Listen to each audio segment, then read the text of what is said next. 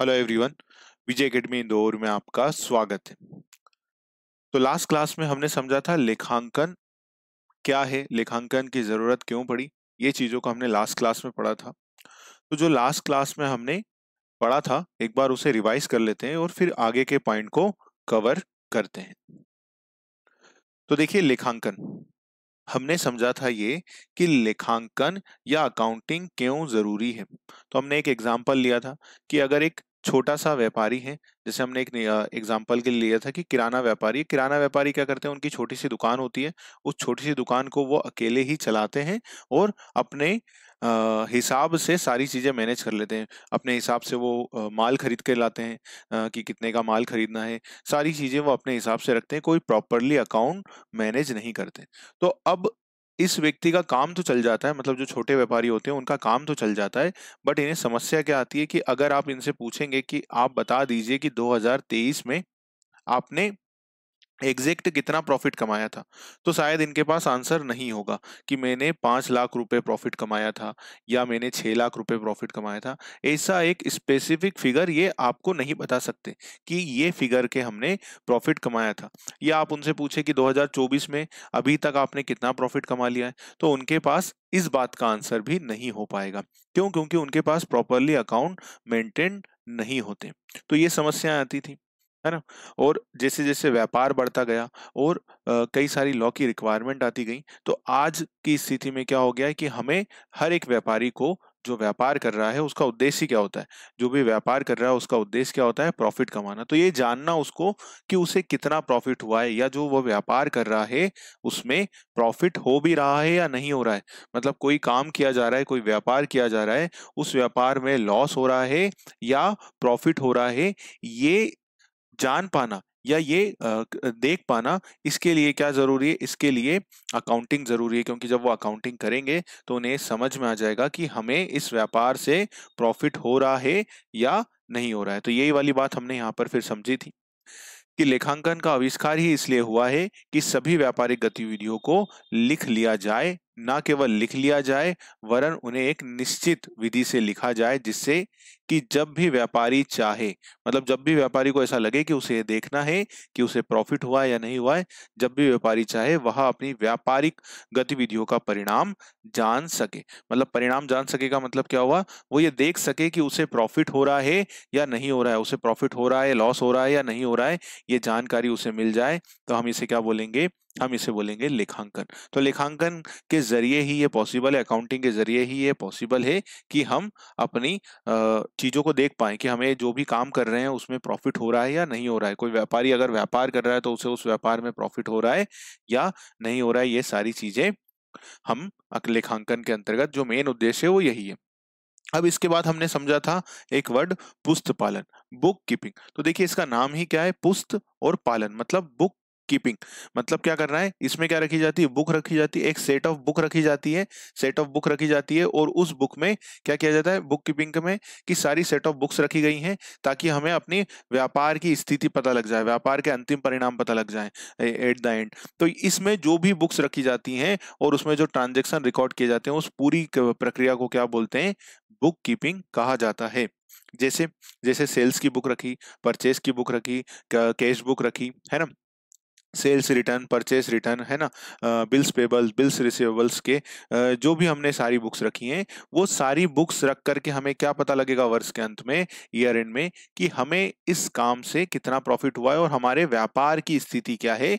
वो सब चीजें हमें पता लग पाएंगी कब, जब हम अपनी बुक्स रखेंगे, जब हम अपनी बुक्स क्या करेंगे, प्रॉपरली रख पाएंगे। तो जब कोई भी व्यापारी क्या जब कोई भी व्यापारी अपनी बुक्स प्रॉपरली रखेंगे तो उससे क्या बेनिफिट होगा, जब उनकी सारी बुक्स प्रॉपरली मेंटेन होंगी, सारी बुक्स वो प्रॉपरली रखेंगे, सेल्स की बुक, परचेस की बुक, है ना, केस बुक, सारे हिसाब किताब की वो बुक प्रॉपरली रख पाएंगे, तो उसका इस्तेमाल करके वो क्या करेंगे, वर्ष के अंत में बनाएंगे अपना प्रॉफिट एंड लॉस स्टेटमेंट।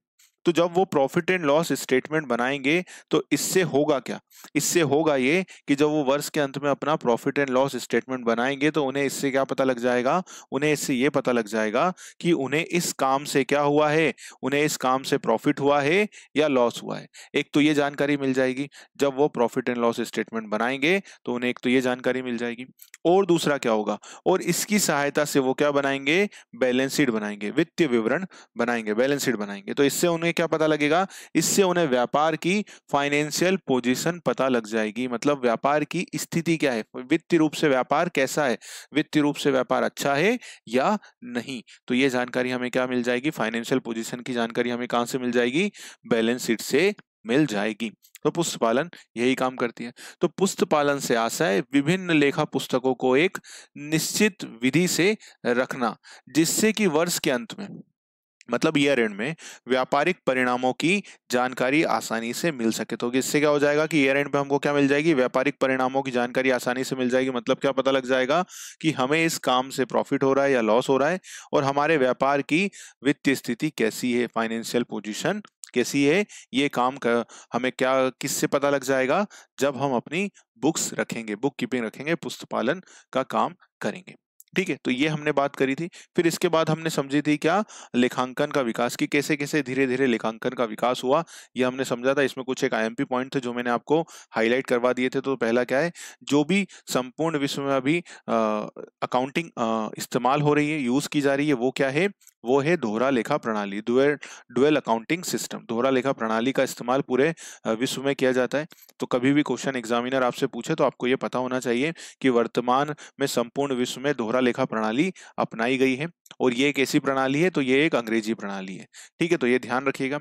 और दूसरा क्या है, दोहरा लेखा प्रणाली का जन्म कहाँ पर हुआ था, तो इटली में हुआ था सबसे पहले। मतलब दोहरा लेखा प्रणाली जो इस्तेमाल की गई थी, जो जन्म हुआ था, वो कहाँ हुआ था, इटली में हुआ था, और 15वीं शताब्दी के आसपास इसमें हुआ था। तो दोहरा लेखा प्रणाली का उद्भव सन 1494 में इटली के वेनिस नगर के गणितज्ञ। तो ये पूछा जाता है कि दोहरा लेखा प्रणाली के जनक कौन है। एक आईएमपी क्वेश्चन है और एक इजी क्वेश्चन है, बट एग्जामिनर कई बार पूछ चुके हैं और कई बार आगे भी पूछेंगे, तो आपको पता होना चाहिए।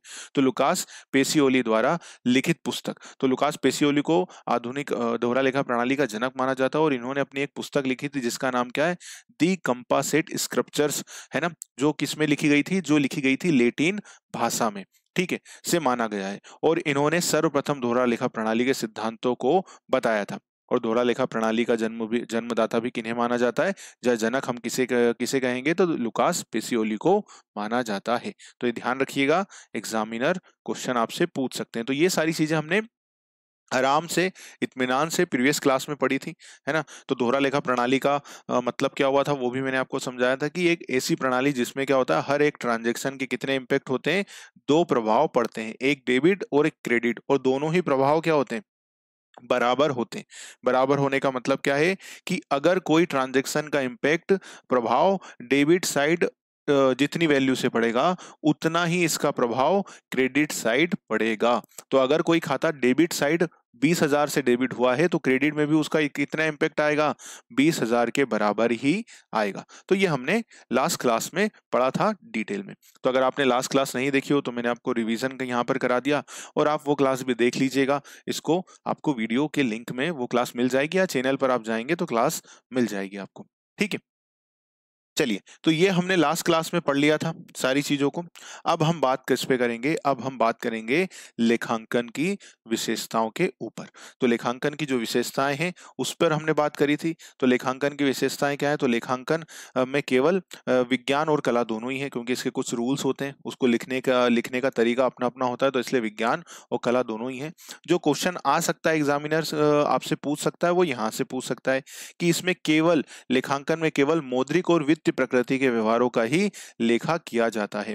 तो अगर वही व्यवहार लिखेंगे जो किसमें होंगे, मौद्रिक रूप में होंगे, मतलब मनी टर्म में होंगे। मनी टर्म में होंगे तो इसको हमने समझा था, मनी टर्म का मतलब क्या हुआ, कि कोई भी व्यवहार जो व्यापार में किया जा रहा है, अगर उसमें पैसा आएगा तभी हम क्या करेंगे, तभी हम उसे अकाउंट्स में रिकॉर्ड करेंगे, नहीं तो नहीं करेंगे। अब सवाल ये आता है कि मौद्रिक टर्म का मतलब क्या हुआ। तो हमने क्लास में इसका एग्जाम्पल भी लिया था, मैं वापस से बता देता हूँ कि देखिए, सपोज करिए आपने क्या करा, आपने एक माल बेचा, आपने क्या करी, सेल करी। कितने की सेल करी, आपने एक सेल करी 10,000 रुपए की, 10,000 रुपए का माल बेचा। क्या ये मौद्रिक व्यवहार है? हाँ, क्योंकि 10,000 रुपए का क्या हुआ है, माल बिका है। तो क्या हम इसको बुक्स में रिकॉर्ड करेंगे? तो हमारा आंसर हो जाएगा यस। ठीक है। दूसरा, एक हमारे पास कस्टमर आए, ठीक है, एक मौद्रिक व्यवहारों का यहाँ पर हम एग्जांपल लेते जाते हैं, आप बताते जाइएगा, है ना। केस, यहाँ पर मैं ले लेता हूँ केस, और यहाँ पर ले लेते हैं उसको हम अकाउंट्स में लेंगे या नहीं लेंगे। ठीक है, यस या नो आपको आंसर सोचते जाना है और बताते जाना है। ठीक है, चलिए केस नंबर 1, हमने 10,000 रुपए का माल बेचा, 10,000 रुपए का माल बेचा। ये एक मनी ट्रांजेक्शन है या नहीं है, पहले तो ये बताएंगे और उसके बाद हम इसे रिकॉर्ड करेंगे या नहीं करेंगे। तो 10,000 रुपए का माल बेचा, क्या यह मनी ट्रांजेक्शन है? हमारा आंसर हो जाएगा यस। क्या हम इसको बुक्स में रिकॉर्ड करेंगे? हाँ, बुक्स में रिकॉर्ड करेंगे। चलिए दूसरा एग्जाम्पल, हमने 20,000 रुपए का माल परचेस किया। कितने का माल परचेस किया? 20,000 रुपए का माल परचेस किया। क्या ये एक मौद्रिक व्यवहार है? हाँ, 20,000 रुपए हमारे पास से भविष्य में जाएंगे या अभी हम केस परचेस करके लाएंगे तो अभी जाएंगे, तो ये एक मौद्रिक व्यवहार है। हमारा आंसर हो जाएगा यस। और क्या हम इसे बुक्स में रिकॉर्ड करेंगे? तो हमारा आंसर हो जाएगा यस, हम इसे बुक्स में भी रिकॉर्ड करेंगे, मतलब इसकी एंट्री करी जाएगी। ठीक है। केस नंबर 3, एक कस्टमर जिनका नाम क्या है, मिस्टर ए। मिस्टर ए हमारी शॉप पर आए, हमारी शॉप है उस पर आए। अब सपोज करिए हमारी इलेक्ट्रॉनिक की शॉप है, तो हमारी टीवी का व्यापार है, हमारी टीवी की शॉप है ना। टीवी की शॉप का एग्जांपल मैं इसलिए लेता हूं क्योंकि सबको ध्यान में आ जाता है एकदम से, ऐसा कोई भी एग्जांपल नहीं है कि जो आपको फिर ध्यान में नहीं आएगा। तो टीवी की दुकान है, ये टीवियां रखी हुई है, शॉप है यहाँ पर, इलेक्ट्रॉनिक की दुकान है, टीवियां रखी हुई है। तो मिस्टर ए आए, ठीक है, उन्होंने ये दोनों टीवियां देखी और उनको दोनों टीवियां बहुत अच्छी लगी। तो उन्होंने कहा कि ये जो एक टीवी है, जो सोनी कंपनी की टीवी है, अब ये कितने की है, 1,00,000 रुपए की टीवी है। तो मिस्टर ए ने कहा कि ये 1,00,000 रुपए वाली जो सोनी कंपनी की टीवी है मुझे बहुत पसंद आई है। वो हमसे बोल के गए, मुझे बहुत ज्यादा पसंद आई है और मैं इसको पक्का लूंगा। उन्होंने क्या करा, हमसे प्रॉमिस करके गए कि मैं पक्का इसको नेक्स्ट मंथ लेने वाला हूँ, नेक्स्ट मंथ आकर के मैं सबसे पहले यही टीवी बाय करूंगा। तो वो हमसे प्रॉमिस करके गए हैं, ठीक है, बोल के गए हैं कि अगले महीने में आऊंगा और ये टीवी को जरूर से लेके जाऊंगा। ठीक है, तो क्या ये मौद्रिक व्यवहार है? उनका प्रॉमिस हमारे लिए मौद्रिक व्यवहार है? क्या इसको हम यस करेंगे या नो करेंगे, बताइए। जो उनका हमारे प्रति ये कहकर जाना पक्की पक्का लास्ट नेक्स्ट मंथ में आकर के आपसे ये जो शॉप है, ये जो टीवी है वो लेकर के मैं जाऊंगा, उन्होंने ये बोला, तो क्या ये मौद्रिक व्यवहार है? यस होगा या नो होगा, बताइए।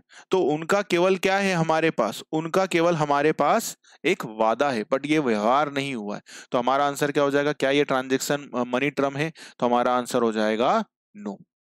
हमारा आंसर क्या हो जाएगा, नो। ये एक मॉनेटरी ट्रांजैक्शन नहीं है, मौद्रिक व्यवहार नहीं है। तो क्या हम इसको बुक्स में रिकॉर्ड करेंगे? तो इसलिए हम इसको बुक्स में रिकॉर्ड नहीं करेंगे। तो इसलिए देखिएगा, कभी आपने जब पहले पढ़ा होगा कॉमर्स में, जब आप एग्जाम दे रहे होंगे, तो कभी आपने इस तरह की जनरल एंट्री देखी है कि राम अकाउंट डेबिट, कि राम वादा करके गया, ऐसा कोई सी एंट्री देखी? नहीं एंट्री करी। क्यों नहीं करी? क्योंकि वहां पर कोई वैल्यू इन्वॉल्व नहीं है, वहां पर कोई वैल्यू इन्वॉल्व नहीं है। अब इसी ट्रांजेक्शन को हम थोड़ा सा मॉडिफाई कर देते हैं। अब इसी ट्रांजेक्शन को हम क्या करते हैं, केस नंबर 4 में ले लेते हैं। यही का यही ट्रांजेक्शन है। उन्होंने बोला बहुत अच्छी टीवी है, मजा आ गया इस टीवी को देख करके, 1,00,000 रुपए की है जरूर, बट टीवी बहुत अच्छी है, मैं तो इसको नेक्स्ट मंथ ले करके जाऊंगा। तो मैंने बोला ठीक है सर, आप ले जाइएगा। बट मिस्टर ए ने क्या करा, मिस्टर ए ने कहा कि इतनी अच्छी टीवी आप इसको दे मत देना किसी को, ठीक है, अभी मेरे पास पूरे पैसे नहीं है, तो इसलिए अभी आप मुझसे क्या करिए, 10,000 रुपए एडवांस ले लीजिए। 10,000 रुपए क्या करिए, एडवांस ले लीजिए। उन्होंने हमें 10,000 रुपए क्या दे दिए, एडवांस दे दिए, कि आप ये टीवी बेच मत देना किसी को, नहीं तो मैं जाऊं और अभी मेरे पास पैसे नहीं है तो आप ये टीवी किसी को बेच देंगे, तो ऐसा मत करिएगा। तो इसलिए आप क्या ले लीजिएगा, मेरे से 10,000 रुपए एडवांस ले लीजिए। तो वो हमको भैया एडवांस दे के चले गए। ठीक है, तो अब एडवांस दे करके चले गए हैं, तो क्या अब ये जो 10,000 रुपए हमें एडवांस मिल गए हैं इस टीवी के अगेंस्ट में, जो टीवी वो कब लेके जाएंगे, नेक्स्ट मंथ बाय करेंगे, अभी बाय करेंगे क्या, नहीं बाय करेंगे। तो जो एडवांस पैसा मिला है, क्या ये मौद्रिक व्यवहार है, तो हम क्या बोलेंगे, यस। क्यों, क्योंकि हमको 10,000 रुपए एडवांस मिल गया है। तो हमारा आंसर हो जाएगा ये एक मौद्रिक व्यवहार है, एक मॉनेटरी ट्रांजैक्शन है। क्या हम इसको बुक्स में रिकॉर्ड करेंगे, तो हमारा अगेन आंसर क्या हो जाएगा, यस, हम इसको बुक्स में भी रिकॉर्ड करेंगे। तो समझ में आई बात कि किस ट्रांजैक्शन को हम बुक्स में रिकॉर्ड करेंगे, किसको नहीं करेंगे। एक और एग्जांपल ले लेते हैं, 5 के question number, example case number 5। अब सपोज करो एक कर्मचारी, एक एम्प्लॉय है, वो एम्प्लॉय कंपनी में पिछले 10 सालों से काम कर रहा है। ठीक है, 10 सालों से काम कर रहा है, बड़ी ईमानदारी से काम करता है, समय पर आते हैं और बहुत अच्छे से काम करते हैं, कोई भी उनसे शिकायत नहीं है, बड़ी ईमानदारी से लगन से वो काम करते हैं। तो उनकी जो ईमानदारी है, जो लगन है, क्या हम उसको बुक्स में रिकॉर्ड करेंगे। किसी भी कर्मचारी, बहुत पुराना कर्मचारी है, बहुत अच्छे से काम करता है, तो क्या हम उसको एक मौद्रिक व्यवहार माना जाएगा, नहीं। उसकी ईमानदारी को हम मौद्रिक व्यवहार में रिकॉर्ड नहीं करेंगे, तो इसलिए वो बुक्स में भी रिकॉर्ड नहीं किया जाएगा। बट उसको सैलरी जब देंगे तब रिकॉर्ड करेंगे, क्योंकि सैलरी खर्चा है, उसको रिकॉर्ड किया जाएगा पैसे।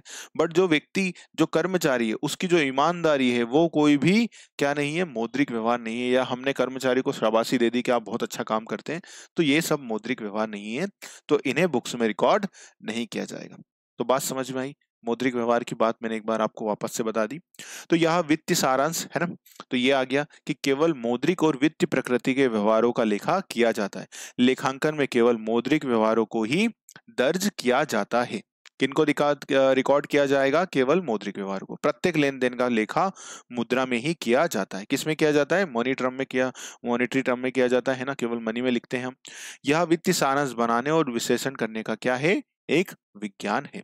इसमें कुछ निश्चित सिद्धांतों को अपनाया जाता है, तो इसके कुछ निश्चित सिद्धांत होते हैं, उनको अपनाया जाता है ना, इसको करते समय। तो ये सारी चीजें हमने लास्ट क्लास में पढ़ी थी, मैंने आपको वापस से रिवाइज भी करा दी है। अब बात करते हैं किसके ऊपर, पुस्त पालन और लेखांकन के उद्देश्यों के ऊपर। तो एकदम इजी से उद्देश्य, फटाफट से इनको कंप्लीट करते हैं, है ना। फिर हम बात करेंगे नेक्स्ट क्लास में, बहुत आईएमपी टॉपिक होगा, है ना। अलग अलग कंसेप्ट पर बात करेंगे कि मॉनेटरी कंसेप्ट क्या होता है, ड्यूअल अकाउंटिंग कंसेप्ट क्या होता है ना, और इंटाइटिटी कंसेप्ट क्या होता है। तो कंसेप्ट पर क्वेश्चन एग्जामिनर जरूर पूछता है, तो जो लास्ट नेक्स्ट क्लास होगी उसको अच्छे से समझिएगा, है ना। एग्जामिनर वहां से क्वेश्चन जरूर पूछते हैं। तो चलिए, तो अब बात कर लेते हैं किसके ऊपर, लेखांकन के उद्देश्य के ऊपर। तो सबसे पहला पॉइंट क्या आता है, त्रुटियों का ज्ञान, नॉलेज ऑफ एरर्स। तो इससे क्या होता है, जब हम अकाउंट्स बनाते हैं, जब हम अकाउंटिंग करते हैं, तो हमें क्या पता लग जाता है, हमें ये पता लग जाता है कि अकाउंट में एंट्री करते समय या अकाउंट बनाती समय जो गलतियां हुई हैं, जो एरर हुए हैं, उनका ज्ञान हो जाता है।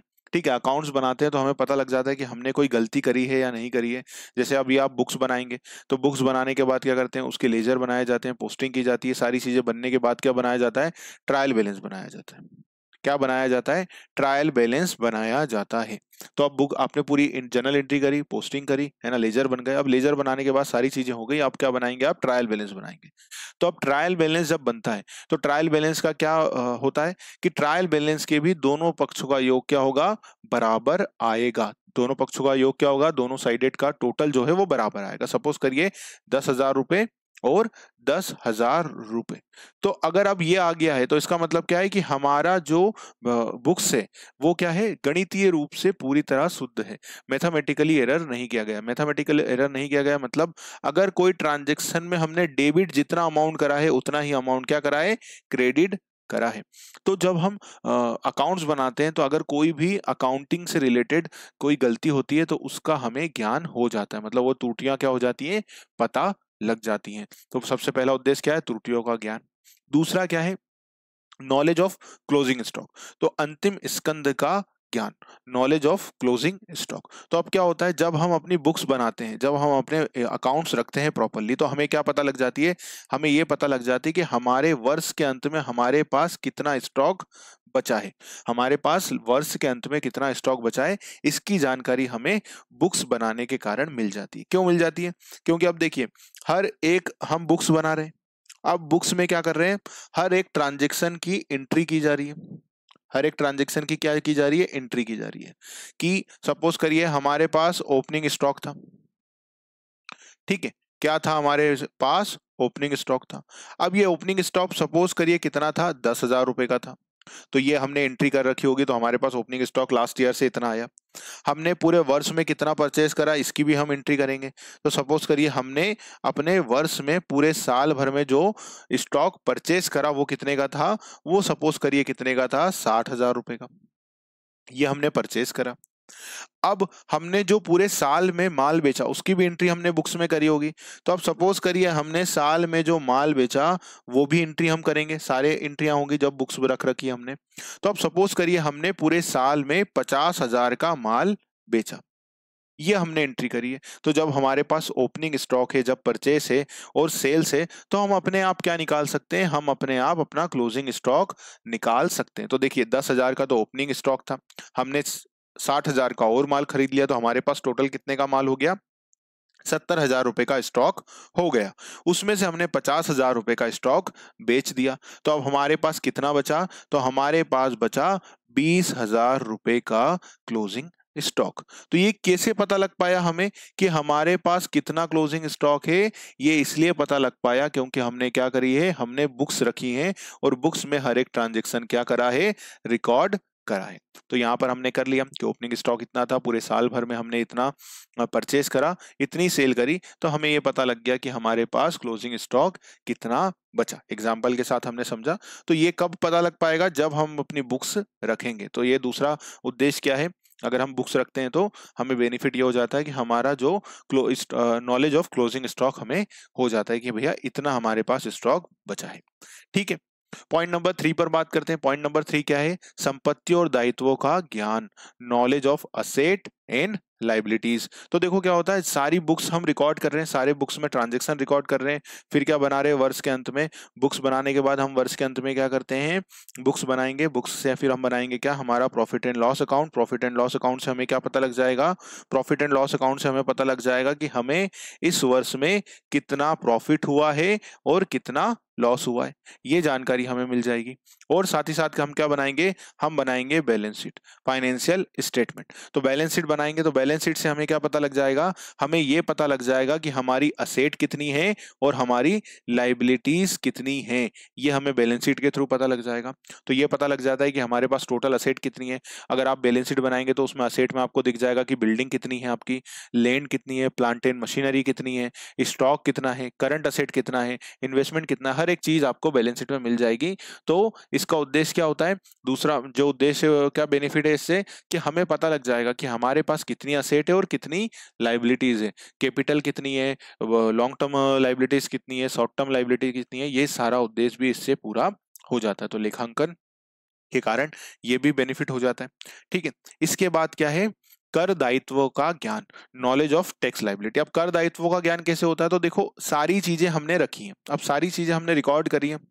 एग्जाम्पल के लिए देखो, एग्जाम्पल के लिए हमने क्या रखा, एग्जाम्पल के लिए हमने ये लिख रखा है कि हमारे पास हमने कितनी सेल करी, ये हमने कर लिया, कितना परचेज करा है ये हमारे पास है, कितने साल भर में एक्सपेंसेस हैं ये हमें पता है। ठीक है, ये सारी चीजें हमें पता है। तो जब हमारे पास ये सारी डिटेल है तो हम इस डिटेल से क्या करेंगे, हमारी बुक्स बनाई हुई है, इसमें सारी डिटेल मिल गई हमको।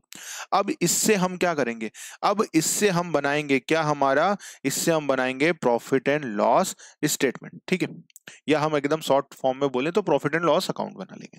तो जब हमारा प्रॉफिट एंड लॉस स्टेटमेंट बनेगा तो उससे हमें क्या पता लग जाएगा, उससे हमें पता लग जाएगा हमारा नेट प्रॉफिट। क्या पता लग जाएगा, नेट प्रॉफिट। अब सपोज करिए एक एग्जांपल के लिए कि हमारी कंपनी का नाम क्या है, हमारी कंपनी का नाम है ABC लिमिटेड। ठीक है, अब ABC लिमिटेड का जो प्रॉफिट है वो कितना है, वो है नेट प्रॉफिट है 200 करोड़ रुपए का। कितने का नेट प्रॉफिट है, 200 करोड़ रुपए का नेट प्रॉफिट है। कितने का नेट प्रॉफिट है, 200 करोड़ रुपए का नेट प्रॉफिट है। अब एग्जाम्पल के लिए क्या है, जो इनकम टैक्स की रेट है, आय कर की दर है, वो कितनी है, तो एग्जाम्पल के लिए इनकम टैक्स की दर है, लेट्स सपोज 40%। कितनी है? माना कि 40% की दर से टैक्स लेती है सरकार, है ना। कंपनियों से कितना टैक्स ले रही है सरकार? 40% की दर से टैक्स ले रही है। अब कंपनी ने, हमने पूरा बैलेंस शीट बना ली, पीएनएल बना लिया, और पीएनएल बनाने से हमें क्या पता लग गया कि इस वर्ष का नेट प्रॉफिट जो कंपनी कमा रही है वो कितना कमा रही है? 200 करोड़ रुपए नेट प्रॉफिट कमा रही है। और दर कितनी है इनकम टैक्स की? 40%। तो इसका मतलब क्या हुआ? तो टैक्स की लायबिलिटी कितना बनेगा? टैक्स पेबल कितना आएगा कंपनी को? तो अब कंपनी को पता है टैक्स पेबल कितना आएगा, 200 करोड़ का प्रॉफिट कमाया है, उस पे 40% टैक्स है, तो कंपनी को कितना टैक्स चुकाना पड़ेगा? तो कंपनी को टैक्स चुकाना पड़ेगा 80 करोड़ रुपए। तो कंपनी को पता लग गया कि नहीं कितना टैक्स उसको इस साल भरना है? पता लग गया। कैसे पता लग गया? क्योंकि उसने बुक्स बनाई, बुक्स से उसे पीएनएल बनाया, पीएनएल बनाने से उन्हें क्या पता लग गया कि उनका नेट प्रॉफिट कितना था, और उनने ये निकाल लिया। तो इससे क्या पता लग जाती है? इससे हमें पता लग जाती है कि हमें कितना टैक्स इस साल पे करना पड़ेगा, इसका ज्ञान भी हमें हो जाता है।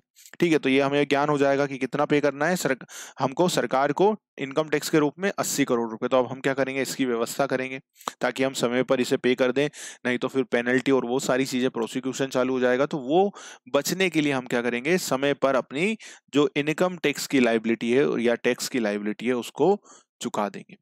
ठीक है, इसके बाद क्या आता है? क्या क्या नॉलेज हो जाता है? और नॉलेज ऑफ परचेस और सेल, तो ये तो हो ही जाता है। अभी हमने ऊपर जब नेट प्रॉफिट कैलकुलेट करा, या हमने आगे जो क्लोजिंग स्टॉक कैलकुलेट करा, उससे हमें ये पता लग ही जाता है कि बुक्स रखने से क्या बेनिफिट हो जाता है। लेखांकन करने से बुक्स में हमें ये पता लग जाता है, क्या लग जाता है कि हमने पूरे साल भर में कितना परचेस करा है और कितना सेल करा है। दोनों ही चीजें हमें पता लग जाती है कि परचेस और सेल कितना है इस पूरे साल में, इसकी जानकारी हमें आसानी से हो जाती। तो ये तो एकदम इजी पॉइंट है, ये हमने यहाँ पर अभी कैलकुलेट करा ही था कि क्लोजिंग स्टॉक करेंगे तो हमारे पास, हमें पता होगा कि हमारा ओपनिंग स्टॉक कितना है, हमने साल भर में परचेस कितना करा, सेल कितना करा है, ये जानकारी मिल जाएगी तो हमें क्लोजिंग स्टॉक निकल जाएगा। तो इसलिए हमने ये जानकारी तो मिल ही जाएगी कि पूरे साल में हमने कितना माल परचेस करा है और कितना सेल करा है, इसकी तो जानकारी हमें मिल ही जाएगी। तो इससे क्या जानकारी मिल जाती है? Knowledge of purchase and sale की। ठीक है, अब इसके बाद क्या नॉलेज हो जाता है हमें? Knowledge about profit and loss, लाभ हानि का ज्ञान। तो हमें और क्या पता लग जाता है? हमें और पता लग जाता है कि लाभ हानि का ज्ञान पता लग जाता है। मतलब इस पूरे साल में हमें क्या हुआ है, इस पूरे साल में हमें प्रॉफिट हुआ है या लॉस हुआ है, इसकी जानकारी हमें मिल जाती है। क्योंकि हम क्या बनाते हैं? प्रॉफिट एंड लॉस अकाउंट बनाते हैं। उस प्रॉफिट एंड लॉस अकाउंट से हमें क्या पता लग जाएगा? हमें यह पता लग जाएगा कि हमें कितना प्रॉफिट हुआ। जैसे अभी हमने एग्जाम्पल लिया था, एग्जाम्पल क्या लिया था कि एबीसी लिमिटेड ने इस साल कितना प्रॉफिट कमाया? एबीसी लिमिटेड ने इस वर्ष नेट प्रॉफिट 200 करोड़ रुपए कमाया। तो ये कैसे निकल पाया हमें? जब हमने अपनी अकाउंटिंग प्रॉपरली की तो हमें ये पता लग गया कि हमने कितना प्रॉफिट कमाया, 200 करोड़ रुपए का नेट प्रॉफिट कमाया। तो इसका भी ज्ञान हो जाता है। ठीक है, ये बेनिफिट हो जाता है। और क्या बेनिफिट हो जाता है?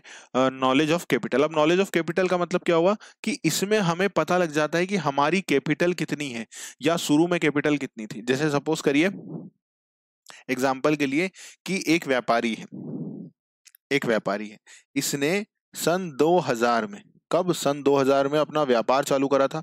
तो उस समय इन्होंने कैपिटल लगाई होगी व्यापार में। तो उस समय कैपिटल लगाई थी, तो कैपिटल कितनी लगाई थी? 2 लाख रुपए की कैपिटल इन्होंने लगाई थी। ठीक है, कब लगाई थी? 2 लाख की कैपिटल से व्यापार कब चालू करा था? ईयर 2000 में। ईयर 2000 में इन्होंने कैपिटल लगाई 2 लाख रुपए की और अपना व्यापार चालू करा। तो अब 2 लाख रुपए लगा के चालू करा। आज ईयर कौन सा है? तो आज जो ईयर है वो है 2024। ठीक है, तो अब 2024 में इनकी कैपिटल बढ़ करके कितनी हो गई? सपोज करिए 2024 में इनकी कैपिटल बढ़ करके हो गई कितनी? 45 लाख रुपए की। तो ये हमें कब पता लग पाया कि इनकी कैपिटल बढ़ करके 45 लाख रुपए हो गई? जब हमने प्रॉपरली बुक्स ऑफ अकाउंट बनाए। तो इससे हमें क्या पता लग गया कि जब इन्होंने व्यापार चालू करा था तब तो इनकी कैपिटल कितनी थी? 2 लाख रुपए से व्यापार चालू करा था। आज बढ़ करके इनकी कैपिटल कितनी हो गई है? 45 लाख रुपए हो गई है।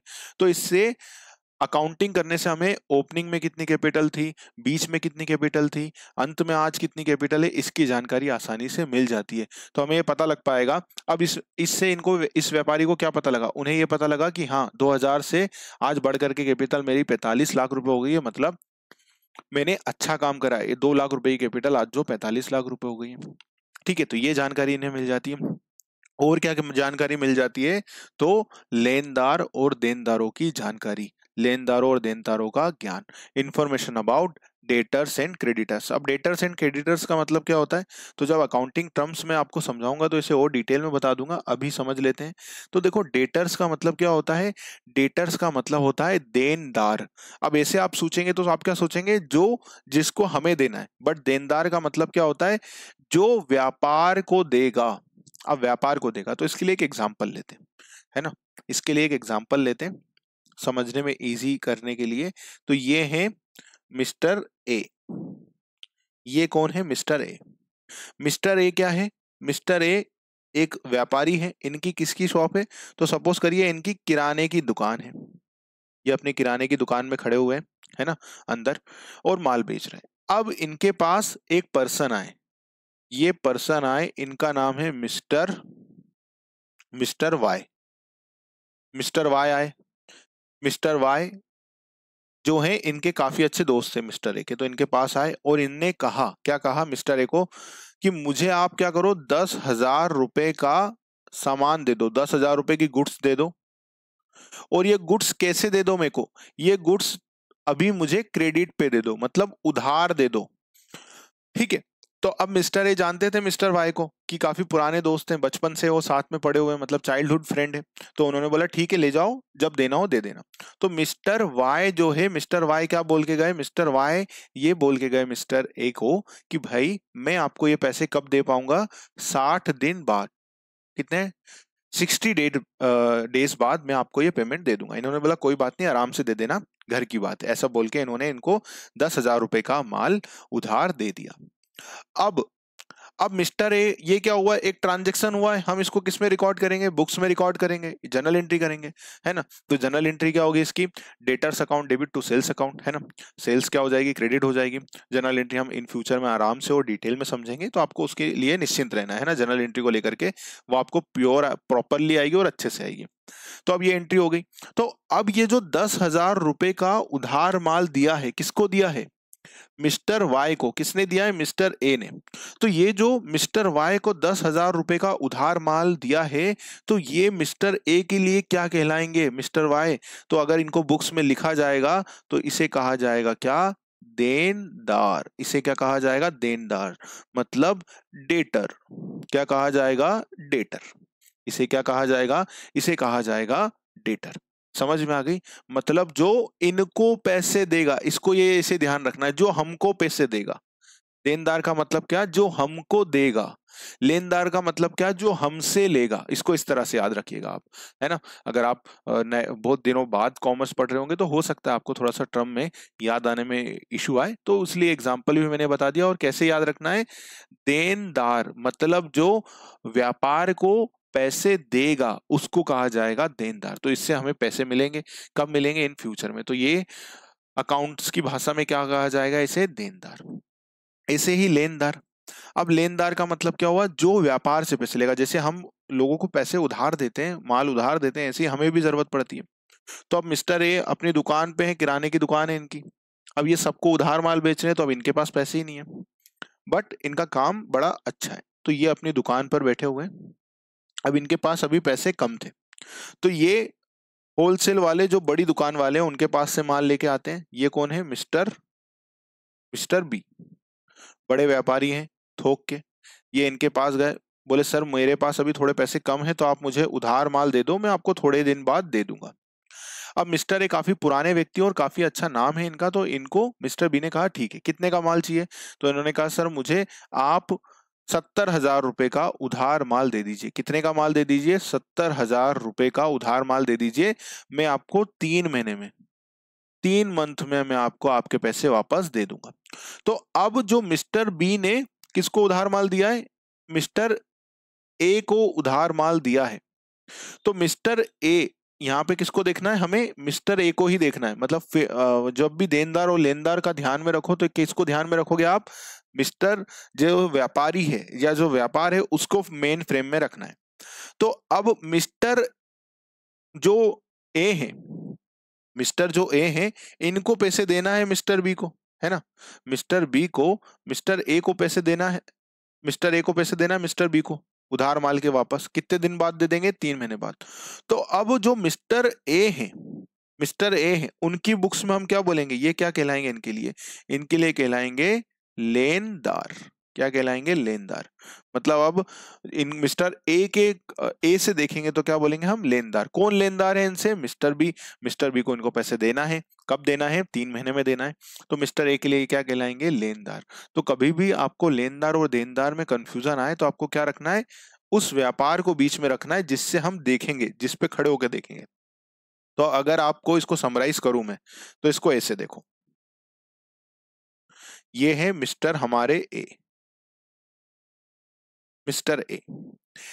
इनको जिससे पैसे मिलने वाले हैं, इनको जिनसे पैसे मिलने वाले हैं, मतलब ये पैसे इधर से आएंगे, मनी आएगी ऐसी, तो जिनसे मिस्टर ए को पैसे मिलने वाले रहेंगे उनको कहा जाएगा देनदार।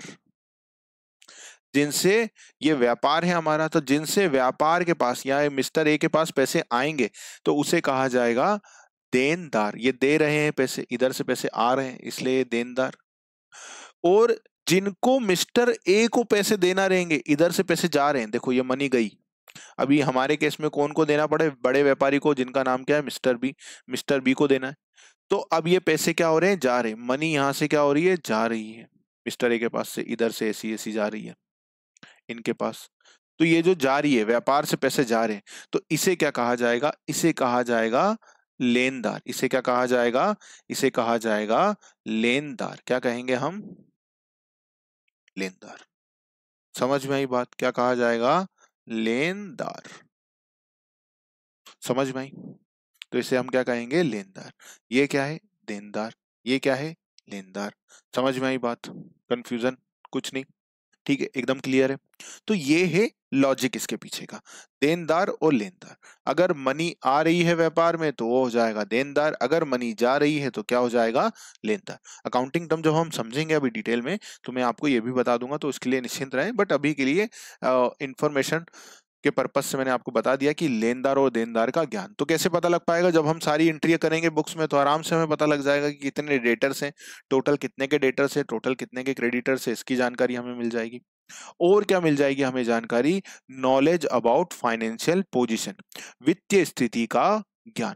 तो नॉलेज अबाउट फाइनेंशियल पोजीशन या वित्तीय स्थिति का ज्ञान, तो हमें ये पता लग जाएगा। वित्तीय स्थिति का मतलब क्या होता है कि व्यापार की क्या फाइनेंशियल पोजीशन है, कितना क्या उसके पास है, उसे ही हम बोलते हैं क्या, फाइनेंशियल पोजीशन। अब कितना क्या उसके पास है मतलब, ये आप लिख लीजिएगा, मैं इसे रब कर दिया था।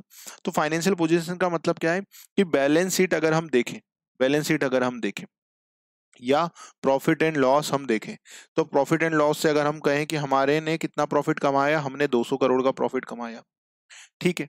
हमारी बैलेंस शीट कितनी है, 10,000 करोड़ की बैलेंस शीट है।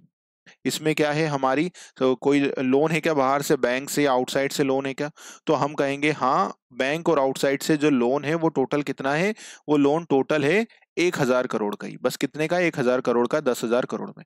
तो अब जब ऐसी पोजीशन रहेगी, मतलब जिसमें नेट प्रॉफिट भी हम अच्छा कमा रहे हैं, हमारी बैलेंस शीट का साइड भी अच्छा, साइज भी अच्छा है, और बैंक जो आउटसाइड से लोन है वो भी काफी कम मात्रा में है, तो हम क्या कहेंगे, हमारी जो फाइनेंशियल पोजीशन है वो अच्छी है। तो किसी भी व्यापार की फाइनेंशियल पोजीशन हमें जब हम लेखांकन करते हैं तो हमें आसानी से पता लग जाती है ना, बैलेंस शीट देखेंगे हमें पता लग जाएगी। तो ये ज्ञान हमें कहाँ से मिलता है, जब हम अकाउंट्स रखते हैं तब। तो वित्तीय स्थिति का ज्ञान भी हमें हो जाता है। समझ में आया पॉइंट, पूरा कंसेप्ट समझ में आया।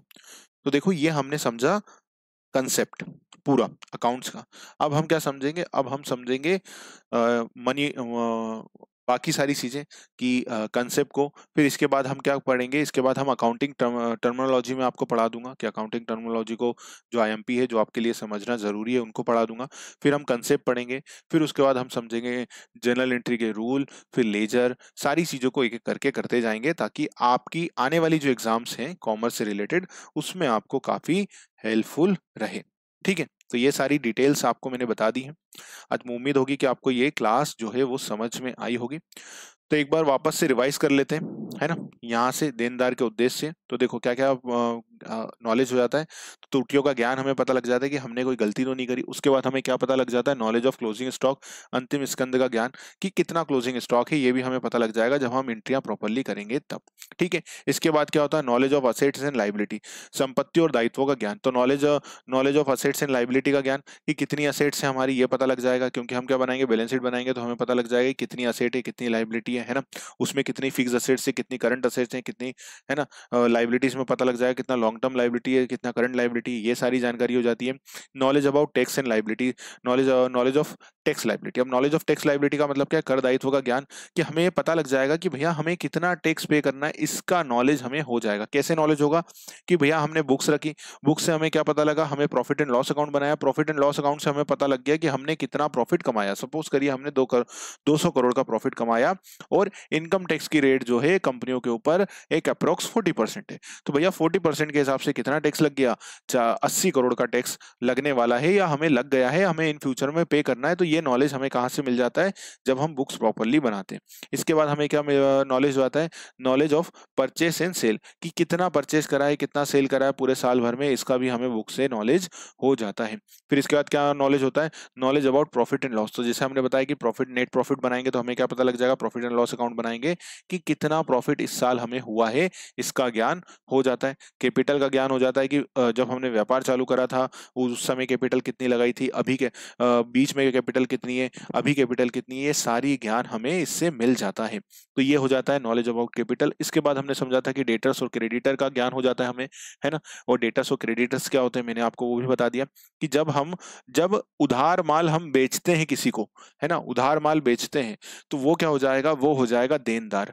और जब हम उधार माल खरीदते हैं तो वो क्या हो जाएगा, वो हो जाएगा लेनदार। मतलब जब इन फ्यूचर में जिससे हमें पैसा मिलना है वो क्या कहलाएगा, देनदार, क्योंकि वो हमें पैसा देगा।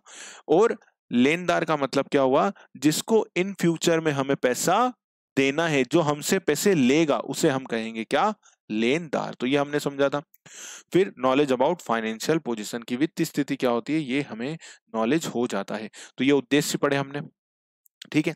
तो ये बेसिक कंसेप्ट जो है वो मैं आपको अभी पढ़ा रहा हूं। तो पुस्तक पालन और लेखांकन के उद्देश्य क्या है ये हमने समझे, ठीक है। तो इस क्लास में इतना ही। क्लास अच्छी लगी हो तो अपने दोस्तों से शेयर जरूर करिएगा, लाइक जरूर से करिएगा, और चैनल आपने सब्सक्राइब नहीं करा तो कर लीजिएगा, और बेल आइकन ऑल पे क्लिक कर दीजिएगा ताकि जो भी मैं वीडियो आप तक पहुंचाऊं क्लास, वो आपको जरूर मिल जाए, ठीक है। तो जो भी आपके सुझाव हो वो हमें आप कमेंट कर सकते हैं। तो मिलते हैं अगले वीडियो में, तब तक के लिए अपना ध्यान रखिएगा। नमस्कार।